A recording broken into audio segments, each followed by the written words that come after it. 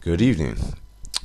Tonight I want to create a kind of video response to some comments that a longtime subscriber of mine made, wherein he spoke of sex for labor contracts, essentially what traditionalism is. He spoke of traditionalism, and that is, at least in his view of things, likely the only possible model civilizational model that actually works, and that not having that leads to socialism, barbarism, and sort of warlordism, wherein women only breed with what they perceive to be alpha males who turn out to be violent, and so on and so forth, and hence the spiral of degeneration. Well, no, maybe he's right. I don't know.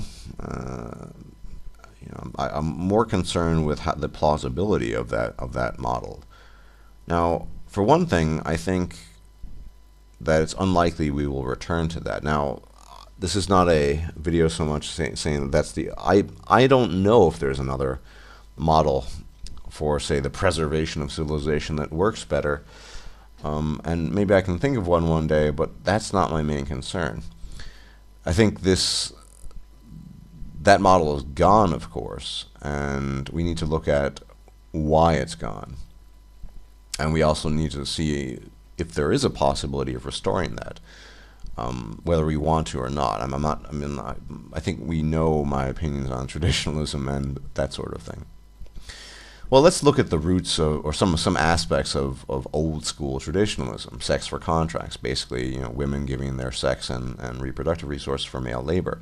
Now, a couple hundred years ago, or even 100 years ago, or even, I'd argue, 50 or 60 years ago, 70 years ago, a lot of the labor that men performed was physically difficult labor, strenuous labor, the kind of labor that not necessarily only a man could perform, but only a man could perform optimally. And so a lot of that made sense, that a woman would offer her body, her sex, her vagina, and all the other assets of her body, reproduction, uterus, to a man in an effort to gain comfort and security, whilst the man performed hard, strenuous labor. Because a lot of labor in days bygone, and even in fairly recent times, and by that I mean several decades, involved a great deal of risk and was difficult, physically taxing, and so on and so forth.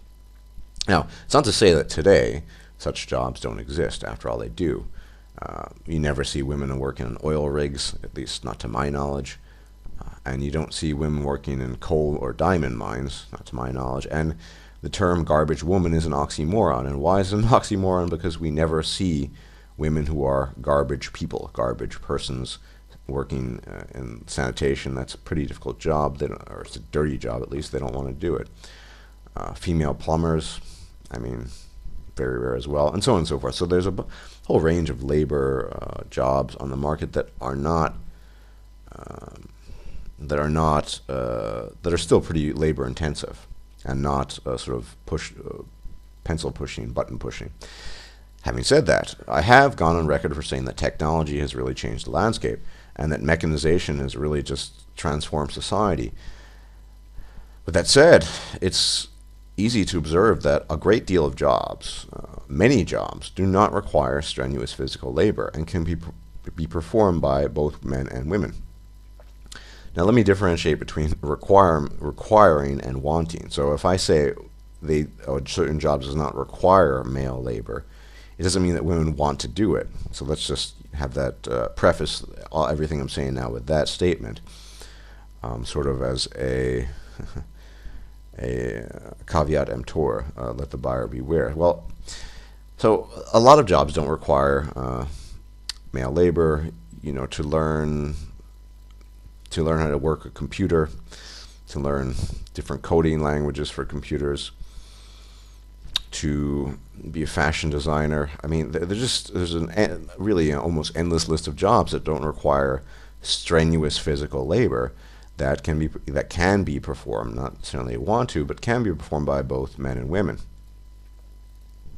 So a lot of the traditionalist model was built on a system that is simply no longer intact because of mechanization and technological transformation on a global scale. It's, in that sense, irretrievable, if only for that reason. Now, of course, like I said, we need to distinguish between what women could do or can do, what's required, and what they want. Now, it might be that a woman could, I don't know, be a budget manager.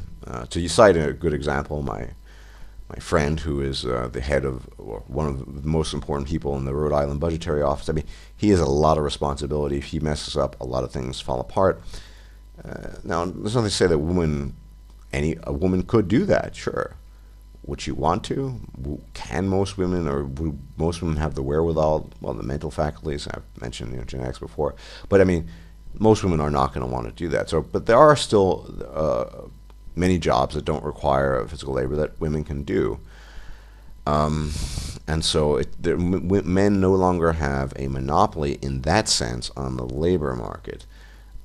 If only because, like I said, there is that option to do other kinds. Not every job is like working in a mine. Not every job is like working on an oil rig. Possibly one of the most strenuous, dangerous jobs out there is working on an oil rig. It pays really well, too, for those reasons. But, so a lot of the older model of traditionalism was built on, well, male labor performing certain tasks that, well, only or almost exclusively most men could perform, whereas women would have been much less effective at it, if not completely ineffective. So mechanization, which of course has been brought about by men's innovations and their own ingenuity and invention, well, has changed everything. It's made people's lives, specifically women's lives, much, much easier. So there's that aspect of traditionalism, which, even if it is the only civilizational model, it would not, is unlikely to return because of that. Now, I disagree with a subscriber, the sense that socialism, the sort of socialized Western state as we have now, will lead to a return to traditionalism wherein mostly men would be the ones who want to enter into sex contracts. I don't think women would want to these days, and I'll get into that in a second.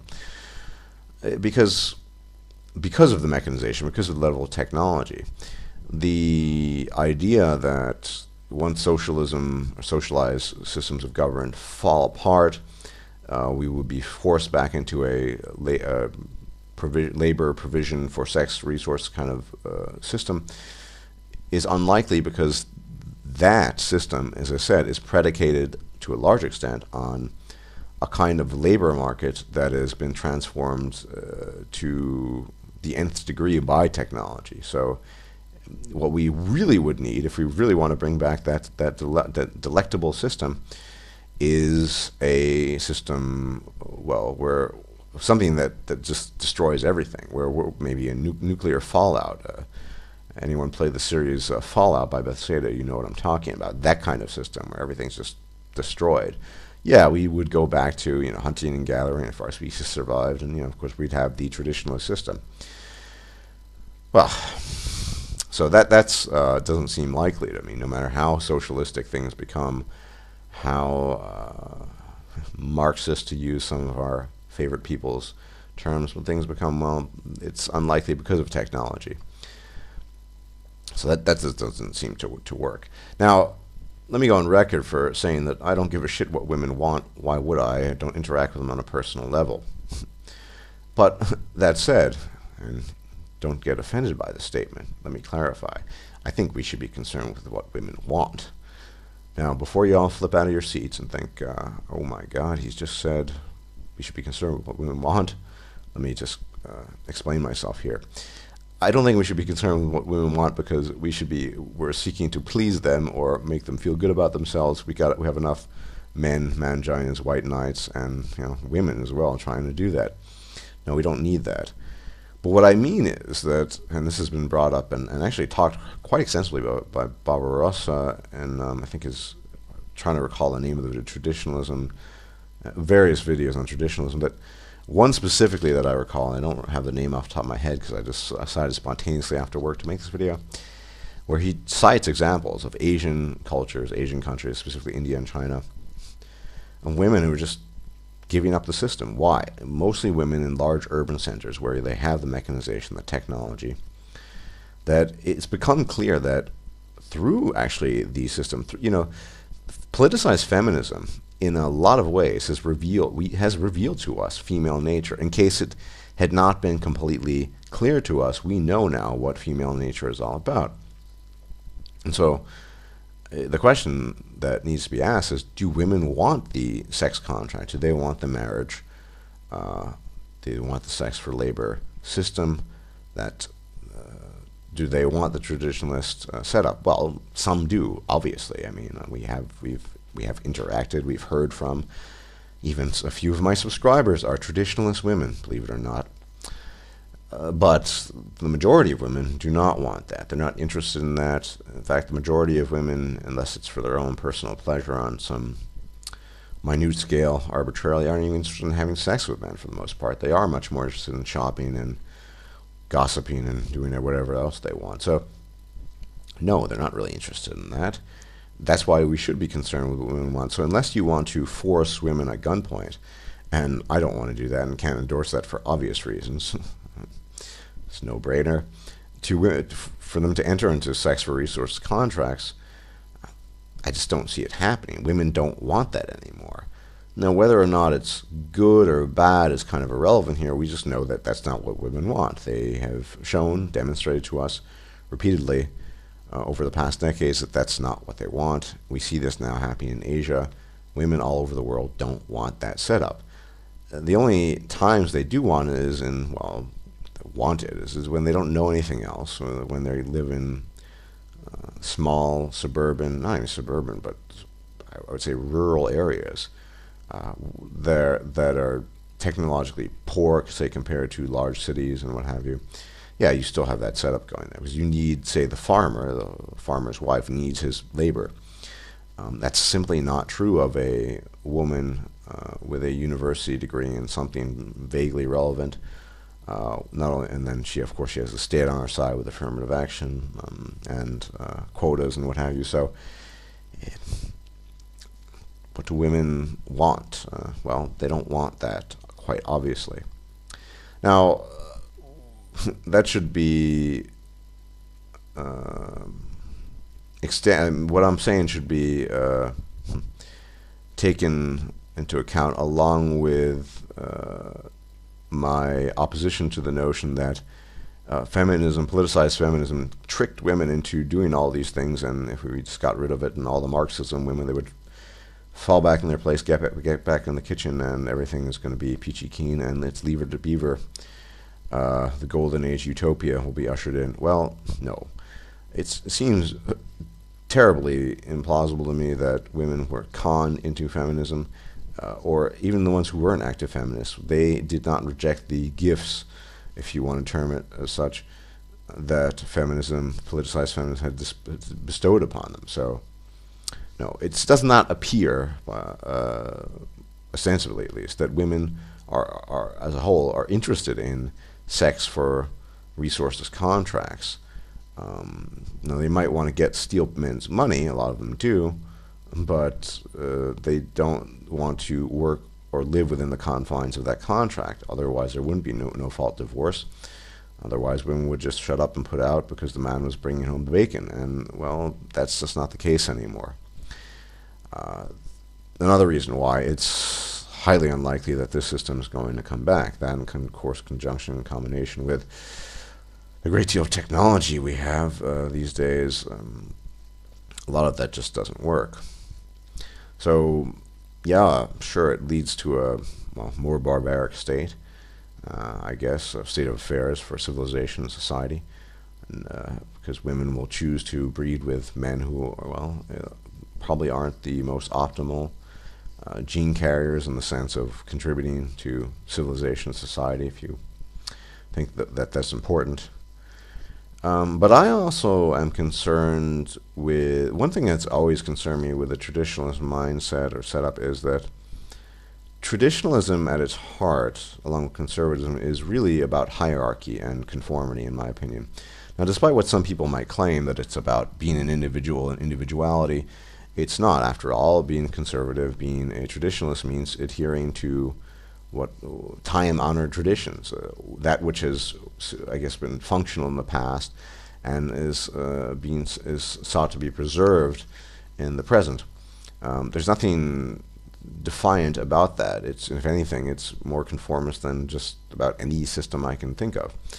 Now, what my issue is there, and I think a lot of us take issues, we know, I made a video about, bachelor taxes, that in a traditionalist system, a conservative system, where you choose not to conform to what the majority demands, namely, the sex for labor contract, and you don't want to participate in that, you can be punished. You can be punished financially and perhaps in other ways as well, ostracized and what have you. So there are many examples of this. Remember, I forgot exactly. You have to look at the video again. I gave an example where when certain men, unmarried men, were not allowed to possess property, and so on and so forth. So there are a lot of restrictions. Now, I think a lot of conservatives might preface, no, we wouldn't want that. But the problem is, as conservatism and traditionalism is inherently hierarchical and based on conformity and obedience, ultimately, whether they disagree with that or not, it really is, after all, wanting to preserve what always has been is not nonconformist. It is a manifestation of pure conformity. So that's one issue I have with that I or other men might be forced under that system, because I'm personally not interested in the sex for resources contract. We might be forced to pay more taxes, and who knows? It's clearly not an advantage, and it is oppressive to men who choose not to buy into the system. Of course, a large majority, if not the majority of men, would buy into the sex for resources contract system. There's no doubt about that. But I'm concerned about the minority here. After all, it's the minority in any given society that the minority, say, I don't mean minority in terms of skin color, but those who think differently, that potentially can be punished most egregiously. So that's one concern I have with regards to that system. Now, on a final note, as I said, I don't know if there is a better system, but at the very least, in the current system we have here, the current system, at the very least, I'm saying, please hear me out here, it's a terrible system. Everything's falling apart. It's a mess. But at least we know what women are like. At least they've laid their cards out on the table in an open manner.